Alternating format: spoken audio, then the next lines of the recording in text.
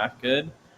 But sad, well, they are supposed to, but they traded to get Bryce Young, so they didn't have they weren't able to use it, which they really could have used. That would have really helped their team, but can't go back. So we'll start with the coaching staff. So first off, we got Dave Kennelly's his first year head coach was Buccaneers OC for one, I think, well, just last year, and he he did really good. Like he helped Baker break out, and he Baker had a good year, like his first year at the Bucks. But so we'll see what he can do with Bryce Young. Hopefully, it helps him improve. He's like, yeah. And also, they got Brady Isaac, his first year, former Bucks wide receiver coach for LSU 1 year. Like he also helped Godwin and Evans have good years, but like how much it's hard to like it doesn't really matter a ton of the OC is because I'm assuming Canelli just probably call most offensive plays because that's what he did last year, but we'll see. Then that defensive coordinator got Ejiro Evero, second year as their defensive coordinator. He was the only guy. He was the main guy that they kept from the last regime. Like, yeah, and poor Broncos DC. Like, he's been a good DC for a few years. Like, remember when I think it was one. I think it was last offseason or offseason before when the Vikings like defensive coordinator. Like, he was one of the top candidates, and I would not have minded of getting him. Because I think it was the one that Connell was looking for LC because I feel like he was one of those guys we were looking for as his first DC, but I could be wrong. So yeah, and he's a good defensive coordinator, and yeah, and they haven't had a ton of talent defense. So we'll go to the chart. First off, quarterback got Bryce Young. Like he didn't he didn't have that good of a rookie year, but they didn't also do a ton to help him last year. Like they made a lot to improve their team, like with sign-ins and trying to draft. Like they tried their best this offseason, but they didn't do much last offseason, and they kind of got screwed. Like they kind of shows because like it's not his fault. He didn't have a ton of talent around them. Like yeah, like so here's his stats. He had 2,877 yards, 11 touchdowns, 10 picks. Not a very good QPR and 33.4.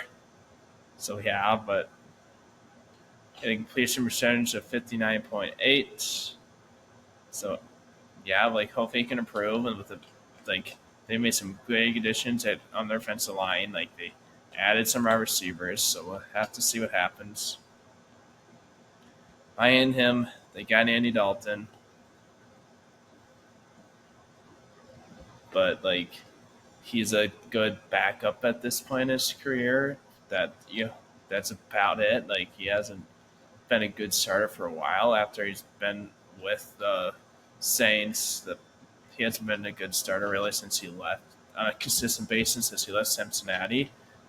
But yeah, like, and he sounds like he's out for I think 2 to 3 weeks with quad injury. So he they'll probably be back by regular season hopefully.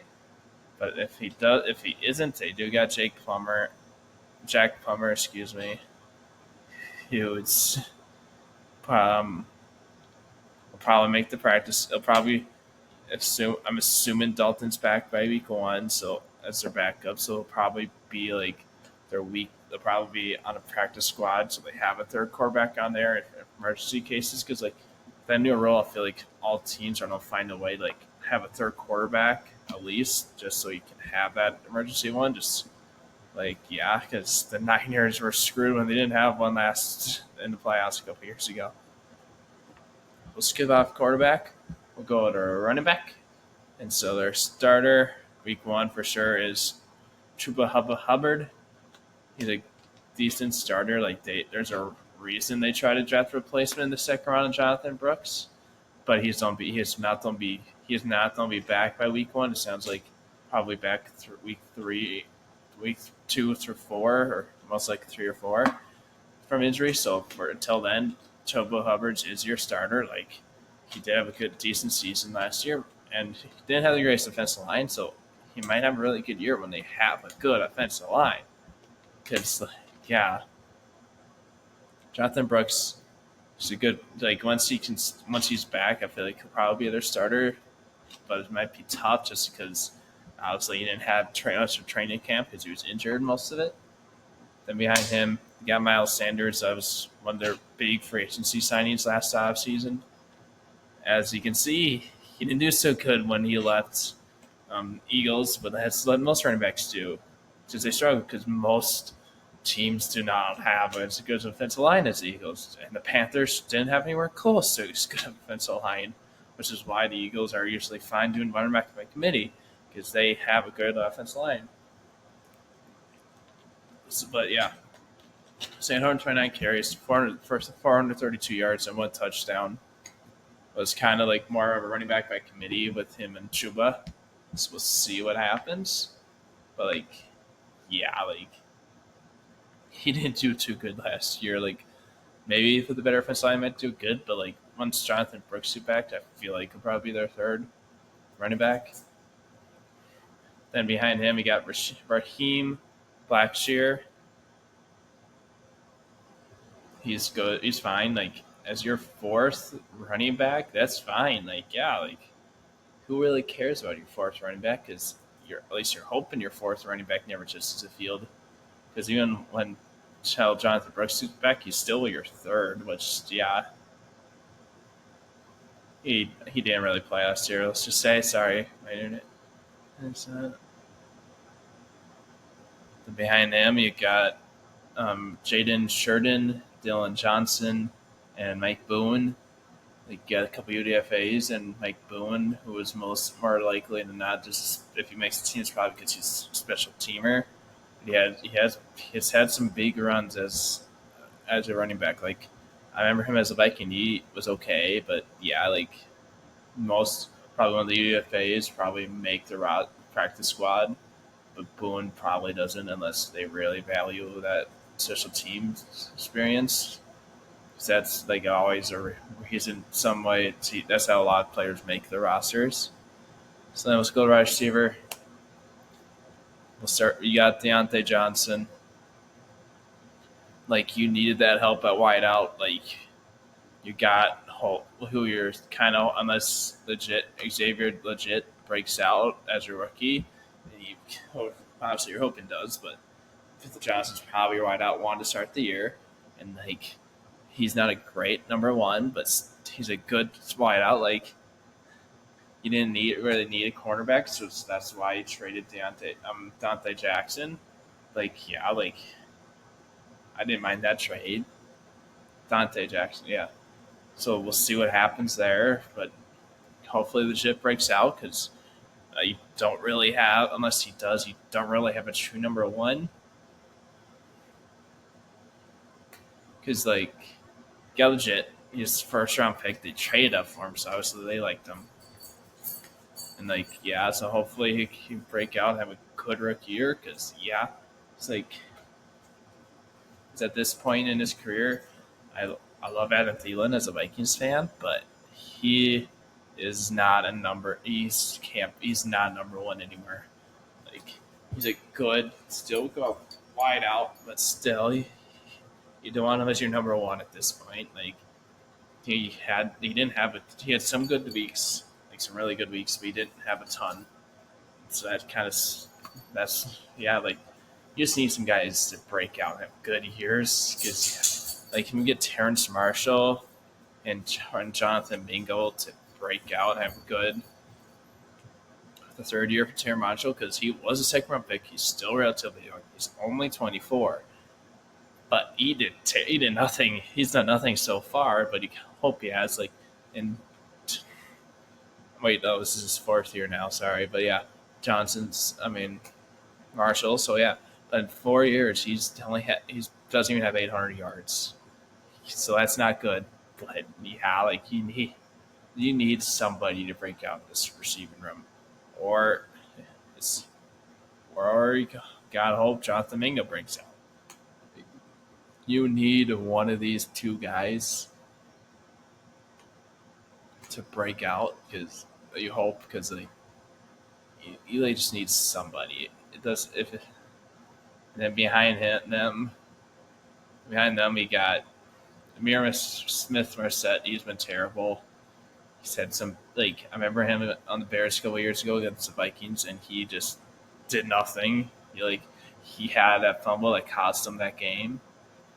And then so now we got so Mingo's stats, like he had a decent rookie year, so hopefully he'll break out because he was a second round pick too. Like they have invested on this wide receiver room, just nobody has really worked out yet that has played with them. Behind Merced, you got Mike Strahan, David Moore, and Devin Hopkins. They're probably not making they're not making the roster. Maybe one of them makes the practice squad. And same with Devin Carter, Jalen Coker, and Tavion Robinson. No, just no. Like, sorry, no offense to them, but they don't. They shouldn't make the team. Like they're 3-day face for a reason, and maybe probably a couple of these guys on the lower end of their receiving room do make the practice squad just so they can have that extra guy. So then we go tight end. They have Ian Thomas for now, but he got injured, so he most likely be back by week 1, but still he is injured. So then behind him, we got Tommy Tremble and Tavion Sanders. So yeah, like Sanders, he is another kind of high draft pick, and you hope he replaces. You can replace Thomas and Timbrell because like neither of those guys have done much. Jordan Matthews, he's not going to make the team. He shouldn't, at least. And then go to offensive line. Like you made some huge improvements at offensive line. Like yeah, like your offensive line was terrible last year. It's gotten a lot. Should be a lot better. So we'll start left tackle. Left tackle, we got Akeem Kawanu. He hasn't done great these first 2 years, but he's still young. He was a first round pick, so you hope he can develop some more. Like some tackles take a couple years to get to there to be really good. So yeah, and behind him we got Yash Ninam. He's one of the best backup tackles in the league. He's been good. Yeah, like he's had some good starts. Teams have needed him too. If somebody gets injured, starting tackle gets injured. And behind him, and you got Jeremiah Crawford. He shouldn't make the. He probably won't make the team, but he might go practice squad just because he's young. And yeah, left guard. Let's go. Let's start. Talk both guards. Him, Damian Lewis, and Robert Hunt. Those are your two biggest free agency signings, and like that's like your starting guards were not good last year. So hopefully that should be a huge improvement, which should help your running game. That should help Bryce Young because you shouldn't be getting hit as much. Backup left guard, you got Chandler Zavala. I think he was their starter last year. He did not do good, but he'll stick around because he was drafted. He was drafted not long ago. Behind him, we got Brady Christensen and Caden Mays. Eh. So yeah, but still they're there. Then center got Austin Corbett. He's a fine starter, but like he's probably your weak point of your offensive line with signings and your tackles, assuming Quinanu develops and gets better. But he's not a terrible weak point. Then behind him, you got Andrew Rame. He's another rookie. So yeah, but right guard, back at right guard, because I already mentioned Hunt, but you got Nash Jensen.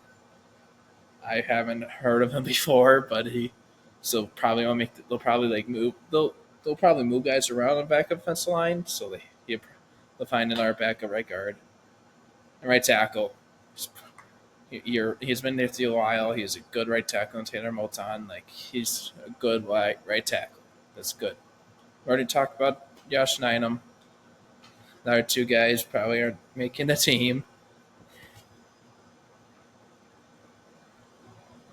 Then you have defensive end. You got Derek Brown. He's great He's a good number one. Like you love him. Yeah. And you also got Ashawn Robinson. He's decent. Like if you can, one of these recent draft picks you have invested, like can move him out of your number two edge, like that'd be great. Like if DJ want him, can be more of an edge or dead and replace him. Like as a Viking, TJ Watt's been fine, but he's never really had a breakout year. Behind them, you got LeBron Hooray and Popo Umubai. Ryan Ray probably makes the team. We'll see about Popo because he is on IR, so you can't really release guys if they're injured. So we'll see what happens. And then nose tackle, we got Shy Tuttle. He's decent. Like, could get better, but it's not a huge deal if your nose tackle isn't that good because every guys can make up for that. Yeah, and then we got Nick Thurman and Jaden Kermudi. Nah, they're they're fine backups, but that's about it. Like, and then behind Jack Brown, you got T.J. Smith, Udamula Ailey, and Raekwon Williams. And like, oof, they hopefully don't make the team, if we're being honest, but they might just so they have that extra depth. And you got a linebacker, outside linebacker, you got DJ Wadham. He's shown some flashes for the Vikings. He's never truly broken out, had a good year, but he could get better. Like, just show him why they invested in him. But he also is coming off an injury. And behind him, you got Barno. He is another injured guy, so yeah, you're hopefully you don't have to count on him. You got behind him, you got DJ Johnson. They drafted him in I think it's 2023, way higher than everybody thought he was going to go. And his rookie year, he showed why nobody thought he was going to go as high as he did. Behind him, you got Luigi Feline. Like, he was a big UDF signing a couple years ago at the Vikings, but he hasn't played at all in regular season. So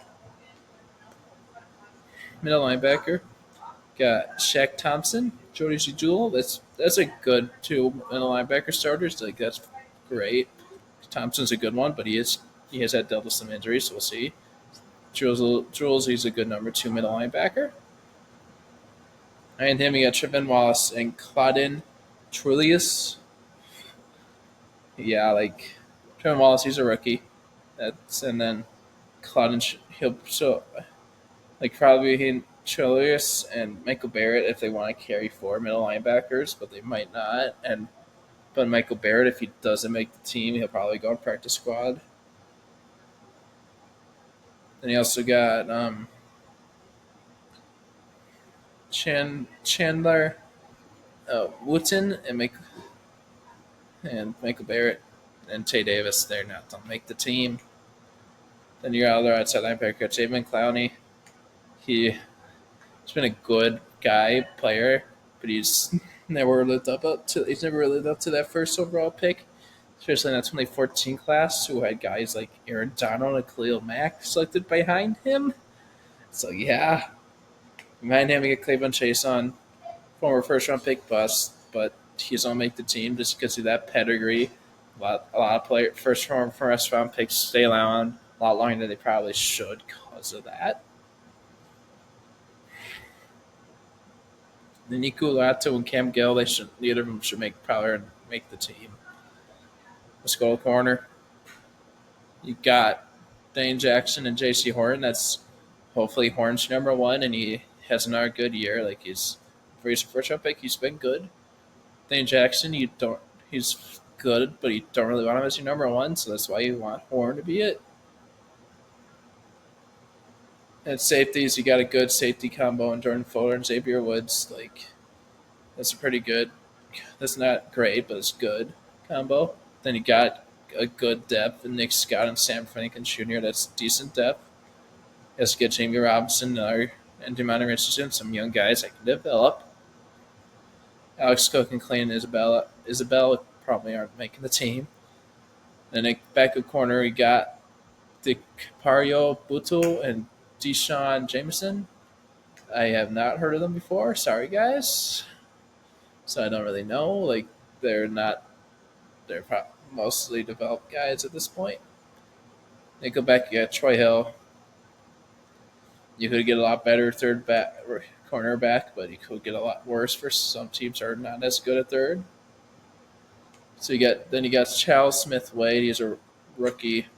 Probably make the practice squad at least. And you got Anthony Brown and Millie Drew, and neither of them should really make the team.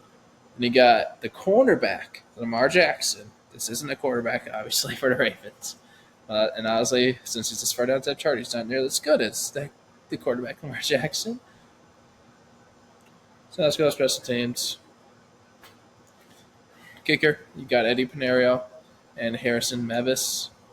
So Harrison Mevis is like a rookie, so they're obviously trying to get better. Like they're having a kicker battle, so we'll see what happens.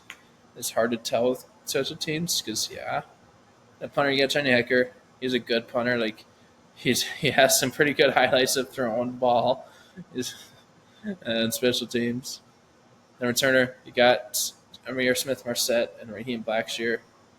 Like that's for Smith. That's probably the main reason he makes the team because he's a good returner. But we'll see about Blackshear because they might just have Marset be both returners and just cut Blackshear. And you got JJ Jansen, but who cares about long snapper? So we'll go to the schedule. Sorry, guys, I forgot to scroll the schedule. Let's see. There we go. Sorry, guys. I forgot about that. So, good preseason. Okay, so first game, got Saints and Chargers, two winnable games, but they'll probably start 0-2. Just, yeah. Got the Raiders. Probably should win that one, hopefully. No lose to the Bengals. Probably no lose to the Bears just because they got a lot better too. And they actually had the first round overall pick from the Panthers. So we'll see, but it's hard to know for sure because who knows how Caleb Williams is going to do his rookie year. Got the Falcons, that will probably be a loss. Then you got the Commanders, that probably should be a win. But yeah.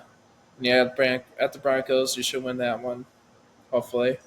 It's hard to say you should because you never with these bad teams. It's hard to say for sure they're gonna win some games because they're obviously not that good. No offense to the Panthers. Saints, I feel like they're gonna split the season series with them, so they'll probably win this one because it's at home for Panthers. You got the Giants. Oh, they should win. They hopefully will win that one, but hard to know because just look at this past season. They do good, but they made the playoffs. They won the playoff in the previous year. And then they have the bye. Then they got the Chiefs and the Bucks. Probably lose both of those games. Another loss at the Eagles. Another loss against Cowboys. Cardinals is a winnable one. Probably don't get swept by the Bucks. Probably don't get swept by the Falcons, but we will see. They should be. Hopefully, it'll be.